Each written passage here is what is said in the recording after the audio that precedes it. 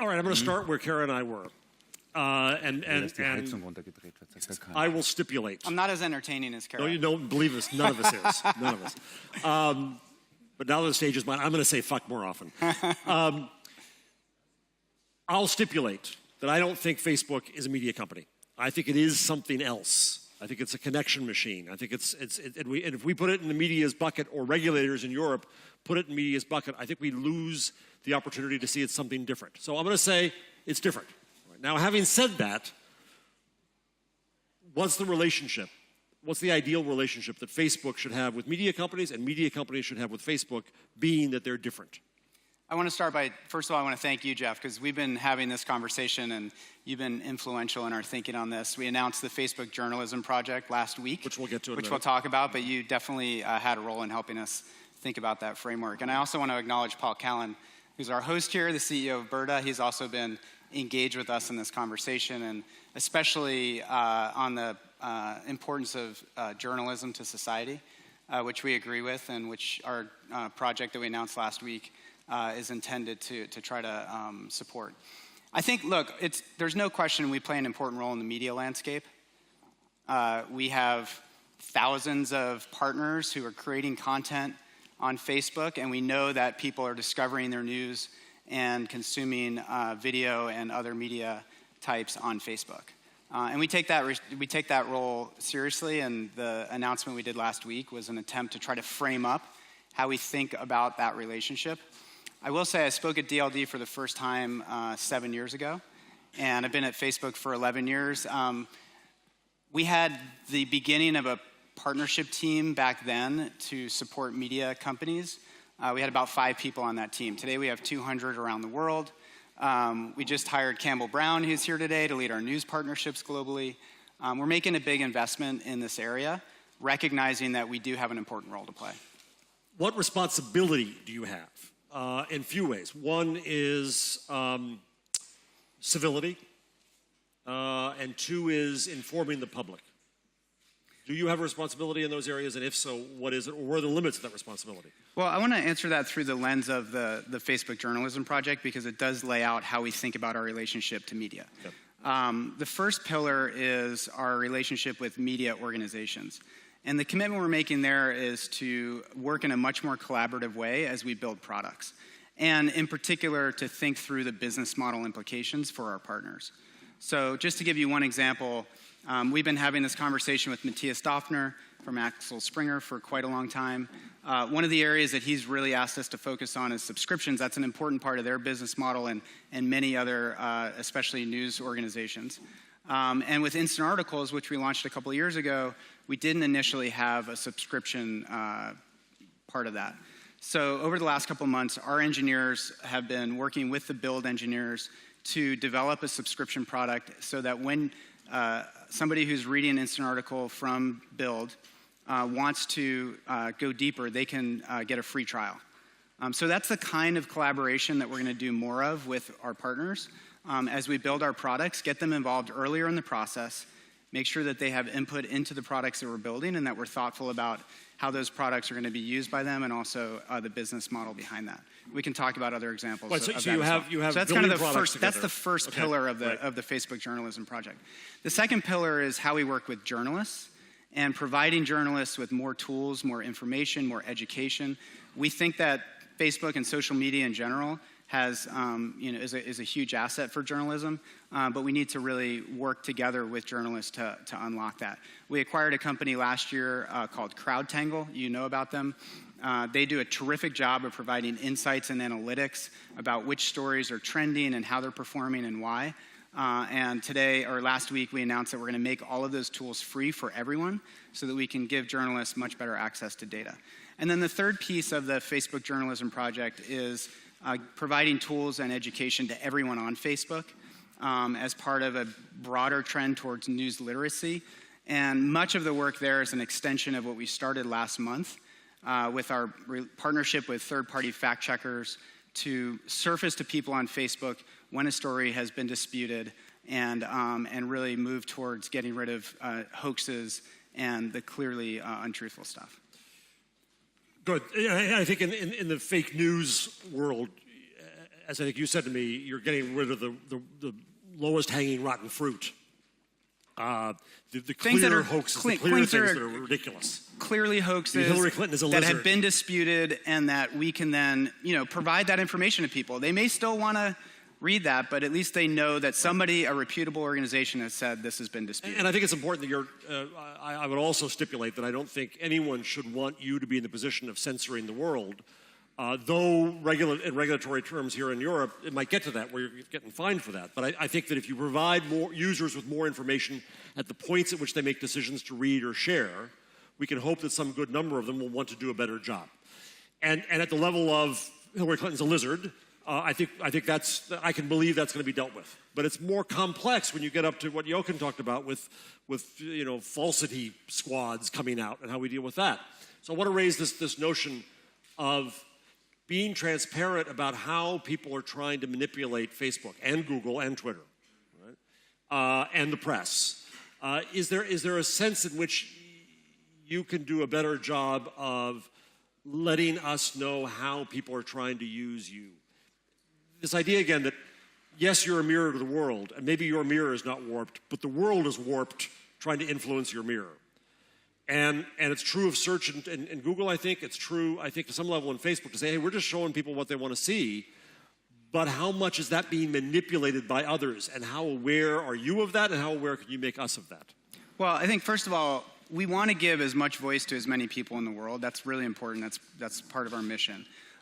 We also want to have a safe environment so that people feel comfortable being on Facebook and communicating on Facebook. And so we've always had community standards. And we have values that we've articulated around our newsfeed, the things that we think are important to keep Facebook safe and make people feel comfortable there.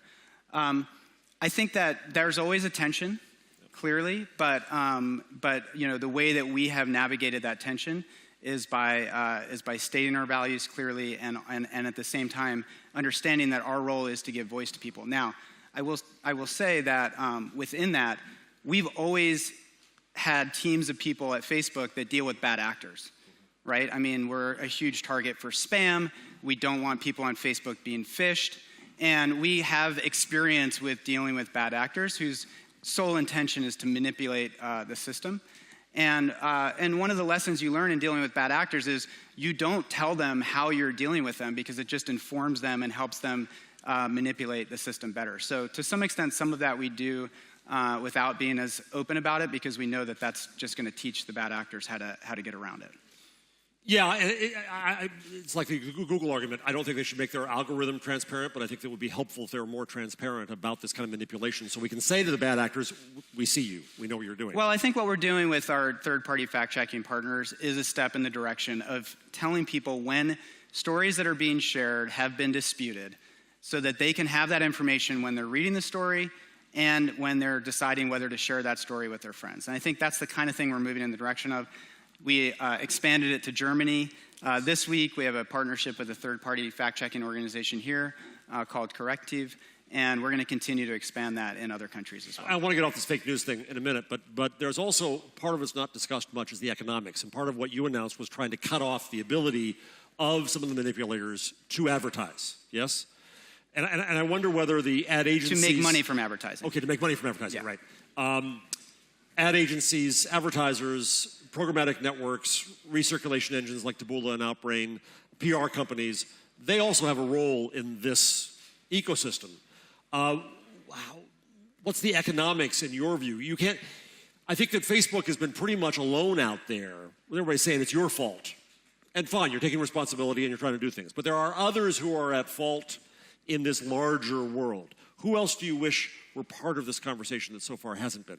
Well, I think we have been clear, and frankly, Google has also taken this position. We're very aligned with them on this, that we don't want our advertising network, or the Facebook Audience Network, to be used to help people who are profiting from fake news make money, and we also aren't going to allow them to advertise on Facebook to distribute stories that have been disputed by third-party fact checkers. So that's one of the consequences of a story being disputed, is that it can't be amplified via our advertising system.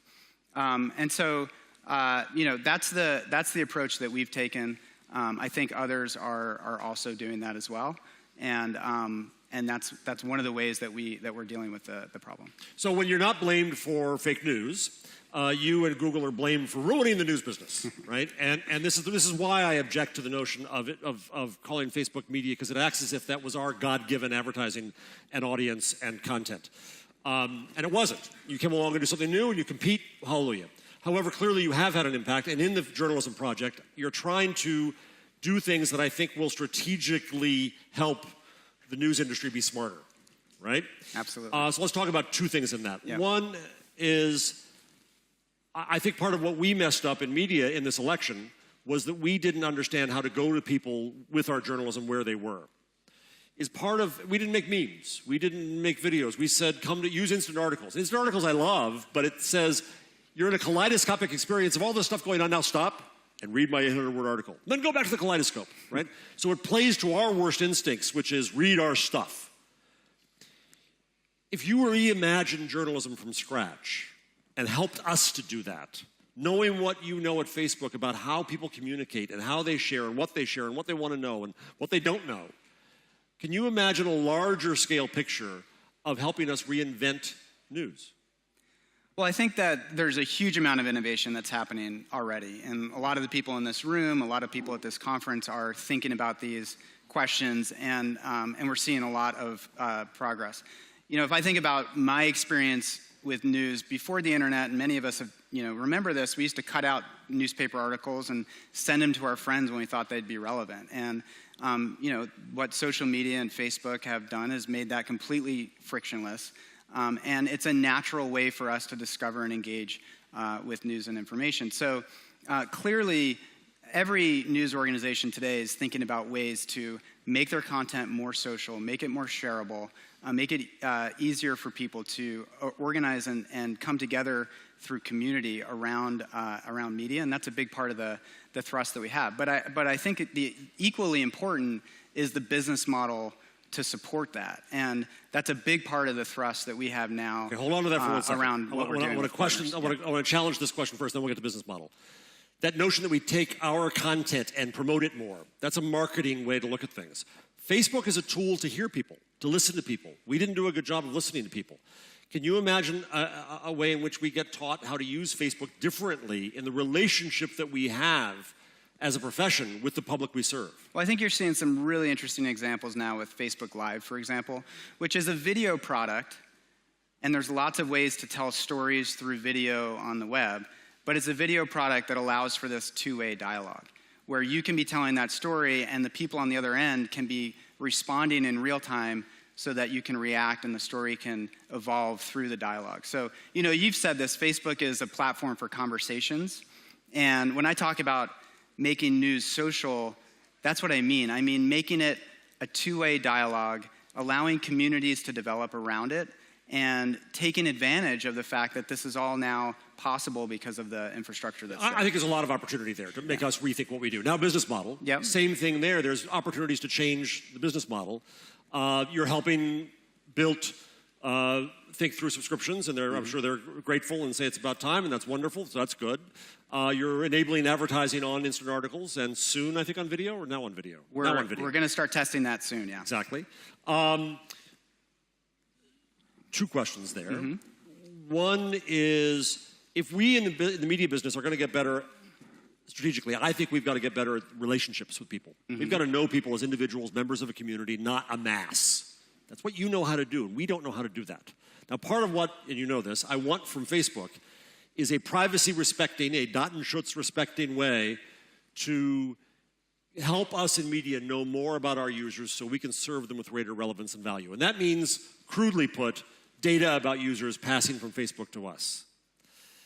That's my dream for how the relationship could evolve with Facebook, is that you help us truly build relationships with people. Do you see that as possible, or do you see a mechanism of how that can be done well?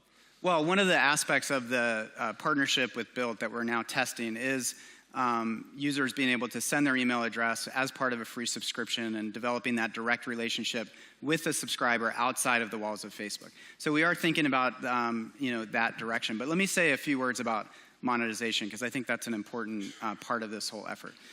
Historically, until just a couple years ago, The way that our partners in the media industry thought of Facebook was an opportunity to reach a large audience, and primarily for the purpose of promoting something the click back that could then happen somewhere else. It might have been a click that then took you to a website where there was a monetization opportunity there, whether it was advertising or subscription or both.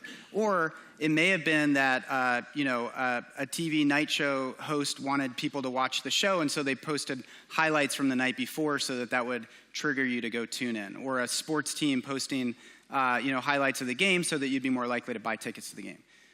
Over the 10 years that I've been in this role, the thing that we've heard over and over again is that partners want a way to make money on Facebook. Yes. Not just distribution and eyeballs. And so a couple of years ago, we started down this path with Instant Articles, where we gave publishers a way to have people staying on Facebook, but show them ads and make money from those ads. We also launched our audience network, which helps publishers monetize off of Facebook, but can be used as a backfill option within Instant Articles if the publisher isn't able to sell the ad themselves. Next, we heard from a lot of folks, including a lot of news publishers, that branded content was becoming a bigger and bigger part of their business, but our policies didn't allow it. We had explicit policies that said if you're doing branded content, you can't put it in newsfeed. We changed those policies last year, and we built tools to make it even easier for sponsors to connect with content and for content owners to connect with sponsors. The next phase is going to be video, and video is, for so many media companies, the future of their business online. Even for news companies, it's becoming a bigger and bigger part of what they do. And last year, we started testing ad break inside of live. So if you're shooting a live video, oftentimes you need a break anyway because it's taxing. So after a couple minutes, you can take a break, have an ad appear, and then continue on. And starting soon, in the next couple weeks, we're going to be testing something similar for regular videos. And I just want to tell a quick story about that because it's a great example of how our partners really do inform a lot of our thinking on product. I saw Henry Blodgett, the founder of Business Insider, over the summer. And I said to him, we're struggling with, he's one of our best video creators on Facebook. And I said, we're struggling with how we can help you make money because we don't think pre-roll ads are going to work in a feed environment. People won't sit and watch a video that is being pushed to them through newsfeed if the first thing they see is an ad. And he gave me this great analogy. He said, when the TV networks first told the content creators that they were going to program advertising breaks throughout a show, the creators then programmed around that. He said, if you tell us that there are ads that are going to appear inside of our videos, we'll program around that. And that was the germ of this ad break product that we're going to start testing here in the next few weeks, where we will tell our video partners ads can appear after a certain amount of time. We're going to test different options there.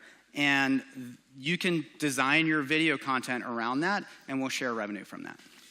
So without success, I've said to various of my entrepreneurial students, and I've said to various of the companies I work with in the news business, you should experiment with starting a business entirely on Facebook, right? Don't even have a website. Let Facebook handle the technology, the distribution, the sales, everything. Is that insane, or is that doable, you think? Well, I think a lot of people are trying that. I mean, you see a number of new media companies that have not necessarily only Facebook presence, but certainly are only online, are really leaning into social media as the primary place where they're telling their stories. And to your point, your question earlier, it inspires a new way of thinking.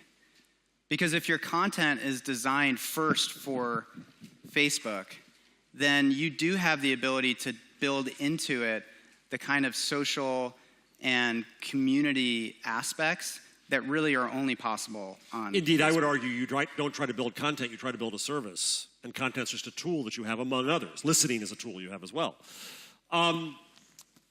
Now, the argument that I'll hear from some of my media colleagues is, okay, fine, so I'll make nice with Facebook, we'll do some stuff together, and then Facebook could pull the rug out from under me. We're dependent upon Facebook now, and media companies don't love dependency. Now, sometimes you just change your mind, something you tried, it didn't work. How do you deal with that issue going forward to say that we're going to have a mutually trusting relationship where we can you're trying to develop things together? So how do we do that in a way that we feel that there's some string on that effort? Well, that's what my team does. And, as I said earlier, we have hundreds of people globally who are communicating with our partners, and it's a two-way communication. It's us providing visibility into where we're going, and we've done a better and better job over time of providing longer-term visibility into our roadmaps. And secondarily, and just as importantly, is getting feedback from our partners on where they want to see us go. And I've given you some examples today of how that feedback really does make its way into our products. In fact, Paul and I were at dinner last night, and he was sharing with me some of his ideas, which I've already gone back and shared with our product team, and we'll be talking about. So that's the first thing.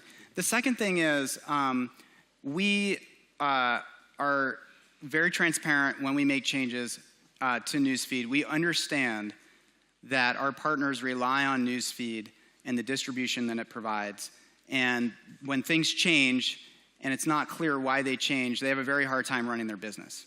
So anytime that we make changes to Newsfeed, we publish those in our blog post, we communicate those openly. And I think the addition of CrowdTangle to our team is also going to really help there, because even if we tell you what's happening at the macro level, sometimes it's hard to understand what's happening at the micro level. Robert Thompson from News Corp was talking to me about this over the summer when one of his organizations, one of his publishers, experienced a big change in their traffic in the course of a week on Facebook, and they were struggling with understanding, was it because of this thing that we announced, or was it because the content that they were producing wasn't as good so we need to give them better tools. And we think CrowdTangle is going to play a big part in that. I think it's a nice freebie to give us, yes. Do I have time for one question from the room? Okay, good. Anybody questions? Mike? Get a mic? I'll be right there. No, it's because it's streaming, yes. One question, okay, you're lucky one. I just want to talk about Facebook's role in the bubble effect of you only see what you sign up to see, which was really a fundamental contributor to the split in the United States. People on the right don't see the stuff on the left. Is there any way you can tweak your algorithm so we reflect the world in its totality? Well, I think we have to be careful, again, with telling people what they should and shouldn't see. But there's no question that as we think about our products and how we develop our products, there are things we can do to show people more information from a broader spectrum. We've always said that one of the interesting dynamics of Facebook is that the people you're connected to there tend to be weaker ties. The average person has hundreds of friends. They tend to be people from parts of our lives that we don't necessarily communicate with all the time, and that there's, for most of us, a likelihood that wider group of people is going to have different opinions than the people we have. In the case of Jeff and Kara, maybe their close ties have different opinions as well, but certainly for our weaker ties, there tends to be a diversity of opinions, and that's another way that we think people do, get exposed to different views on Facebook. One thing, I had this conversation with some of your colleagues, and I think that one of them said to me, if people are presented with something diametrically opposed to their opinion, it tends to make them more stolid in their own opinion in the first place, rather than exposing them to a different opinion. I think the opportunity for Facebook isn't so much to expose us to different opinions, but different people. That there's a diversity in the world and a diversity that we can bring in. And I was trying to say this in the earlier panel, and it's an unformed thought. Not unusual. But it won't stop you from talking about it. Is that Facebook is an amazing opportunity for people to tell their stories and to meet other people potentially. That was the joy of blogging in the early days. I met people in China and Iraq and Iran that I never could have met except for the link and the power of the link. And now comes this platform that is entirely about connecting people. So it's not just about news, I don't think. It's not just about opinions. And God damn it, Kara's mother, you should see this, right? It's also about saying, here's somebody, I read J.D. Vance's Hillbilly Elegy too, even though my family is hillbilly, but I haven't been there in a long time. So to touch that world, I couldn't touch it except for an author who gave me a very curated view of that. I think Facebook has an opportunity to show me new people. I think there's through that to see other worlds. There's seeds of this happening today, and I think these are inspiring and will blossom into new and different things in the future. But one example is virtually every rare disease in the world has a Facebook group. Yes. And in the past, when you got a rare disease and there was nobody around you physically that you knew, or in your community geographically who had that disease, it was extremely isolating. And today, you can go on Facebook for almost any disease, and you can find a community that is organized there where you're meeting new people and where you're making connections that would have never existed before. And I think that's the seed of something that could turn into a lot of things. We're thinking deeply about community and how we facilitate community. And imagine I think that gets to people some don't of what know you're each talking other. about. Yeah. Well, I also hope to use that community of Facebook to organize the resistance. Dan, thank you very, very much. Thank you, Jeff. Appreciate it. Nice being with you. Thanks.